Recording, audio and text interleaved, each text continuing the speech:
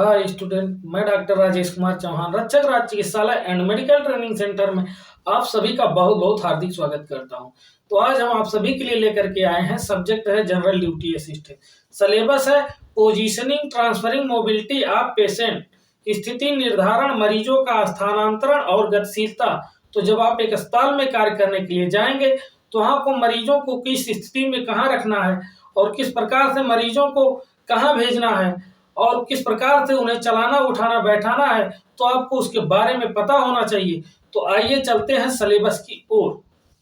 Syllabus 8 है positioning transferring mobility of patient, यानी स्थिति निर्धारण, मरीजों का स्थानांतरण और गतिशीलता। यूनिट ऑब्जेक्टिव, इकाई उद्देश्य। At the end of the unit you will be able to, इकाई के अंत में आप सक्षम होंगे। Describe importance of positioning for a patient in treatment and recovery, उपचार और रिकवरी में रोगी की स्थिति के महत्व का वर्णन करें। Introduction to various types of position, विभिन्न प्रकार की स्थिति का परिचय।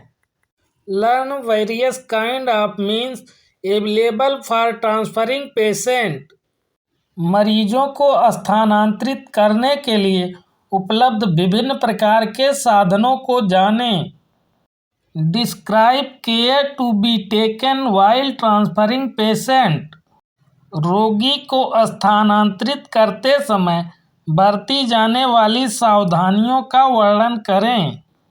Understand use of wheelchair stretcher, shifting of patient from bed to stretcher, stretcher to operation theatre table etc, and in special situation. Wheel chair stretcher, रोगी को बिस्तर से स्ट्रेचर पर ले जाना, स्ट्रेचर से ऑपरेशन थिएटर टेबल पर ले जाना आदि, और विशेष परिस्थितियों में उपयोग को समझना। Understand importance of physical movement for well being, भलाई के लिए भौतिक क्षणों के महत्व को समझें। Describe use of modes used for mobility and their maintenance, गतिशीलता और उनके रखरखाव के लिए उपयोग किए जाने वाले मोड के उपयोग का वर्णन करें। ओवरव्यू, अवलोकन। All patients who arrive at the hospital may not be in a position to walk. Such patients need to be transported right from the ambulance to the hospital ward, from the stretcher to the bed, from wheelchair to bed and vice versa in each case. अस्पताल आने वाले सभी मरीज चलने की स्थिति में नहीं हो सकते हैं। ऐसे मरीजों को सीधे एम्बुलेंस से अस्पताल के वार्ड तक, स्ट्रेचर से बिस्तर तक, व्हीलचेयर से बिस्तर तक और इसके विपरीत प्रत्येक मामले में ले जाने की आवश्यकता होती है। While transporting patients, you must exercise extreme care. Remember, the patient is unwell. You must keep the comfort of the patient foremost in your mind and adopt the correct procedure while transportation. रोगियों को ले जाते समय आपको अत्यधिक सावधानी बरतनी चाहिए। याद रखें, रोगी अस्वस्थ है। आपको रोगी के आराम को अपने दिमाग में सबसे पहले रखना चाहिए और परिवहन के दौरान सही प्रक्रिया अपनानी चाहिए। Transporting patients from ambulance to hospital ward, ambulance से मरीजों को अस्पताल के वार्ड में ले जाना। When a patient is admitted into the hospital, you need to assist the patient while moving from one point to another right from the time of entry. जब कोई मरीज अस्पताल में भर्ती होता है तो आपको प्रवेश के समय से एक बिंदु से दूसरे स्थान पर जाते समय रोगी की सहायता करने की आवश्यकता होती है। Arrangements for patient transfer from the ambulance. Ambulance से रोगी स्थानांतरण की व्यवस्था। You must follow the following steps for easy and convenient transfer of the patient to the hospital wards.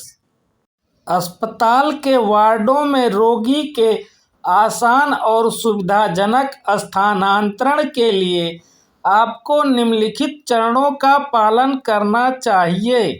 Learn from the nurse in charge the method to transfer before the ambulance arrives. Get the necessary vehicle, wheelchair, stretcher or bed ready. प्रभारी nurse से जाने ambulance आने से पहले transfer का तरीका, आवश्यक वाहन, व्हीलचेयर, स्ट्रेचर या बिस्तर तैयार रखें। Confirm which unit or ward the patient has to be transferred to. Check if it is ready.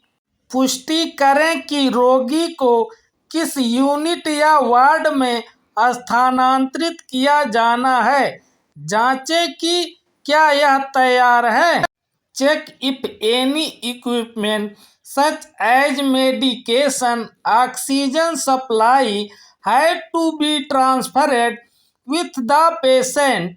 जांचें कि क्या दवा, ऑक्सीजन आपूर्ति जैसे किसी उपकरण को रोगी के पास स्थानांतरित किया जाना है। Ensure that at least 2 other general duty assistants are ready to assist you if the transfer needs to be done on A stretcher. सुनिश्चित करें कि कम से कम 2 अन्य सामान्य ड्यूटी सहायक आपकी सहायता के लिए तैयार हैं यदि स्थानांतरण को स्ट्रेचर पर करने की आवश्यकता है।